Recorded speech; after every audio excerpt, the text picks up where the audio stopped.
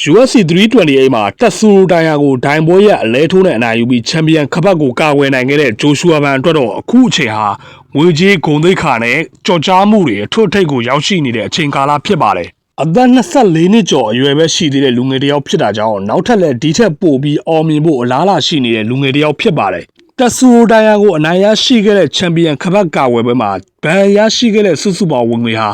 အမေရိကန်ဒေါ်လာ 1.5 သန်းဝန်းကျင်ရှိခဲ့ပါတယ်။ဒီငွေပမာဏကမြန်မာငွေနဲ့တွက်မယ်ဆိုရင် 6.5 ဘီလီယံလောက်ရှိပါတယ်။နားလည်လွယ်အောင်ပြောရမယ်ဆိုရင်မြန်မာငွေ3,000 တန်ကြီးရှိတဲ့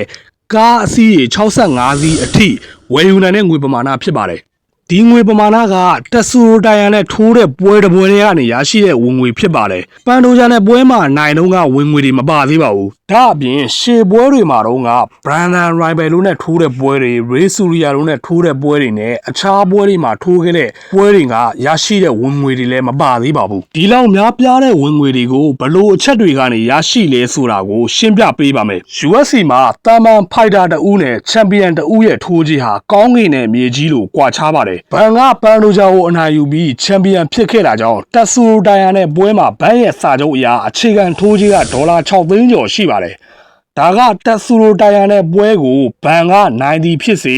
ရှုံးသည်ဖြစ်စေအနိုင်ရှုံးပေါ်မူတည်ခြင်းမရှိပဲ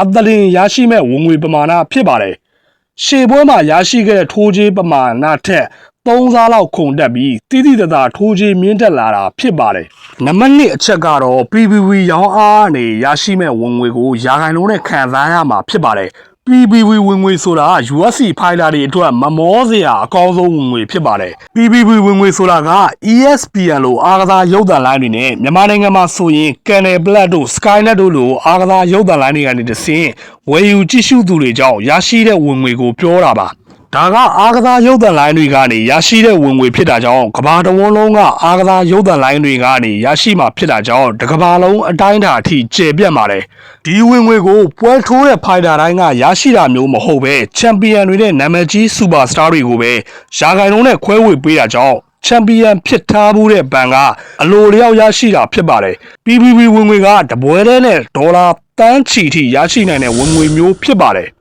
နံပါတ်3အချက်ကတော့ဘောနက်ကနေရရှိတဲ့ဝင်ငွေပါ။ဂျိုရှူအာဗန်နဲ့တက်ဆူတိုင်ယာတို့ရဲ့ပွဲကပေးသက်ကိုဖျော်ဖြေမှုပေးနိုင်ခဲ့တာကြောင့် UFC 328ရဲ့အကောင်းဆုံးပွဲစဉ်အဖြစ်အခြားပွဲတွေကိုကျော်ပြီး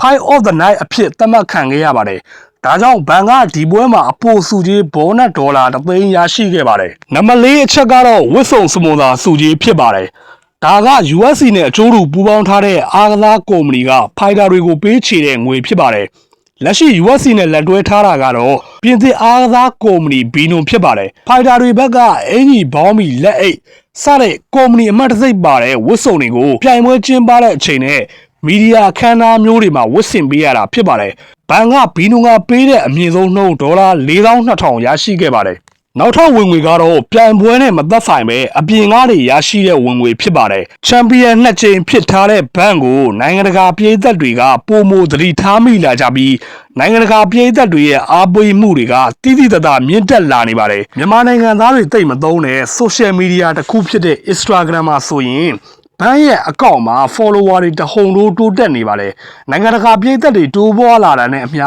နိုင်ငံတကာလုပ်ငန်းကြော်ညာရှင်တွေစီကနေဘန်ကစမိုသာဝင်ငွေတွေမြောက်များစွာရရှိလာတော့မှာဖြစ်ပါတယ်။ဒါပေမဲ့ဘန်ရဲ့ဝင်ငွေတွေကနေအမေရိကန်အစိုးရကိုပေးဆောင်ရမယ့်အခွန်ကြေးတွေ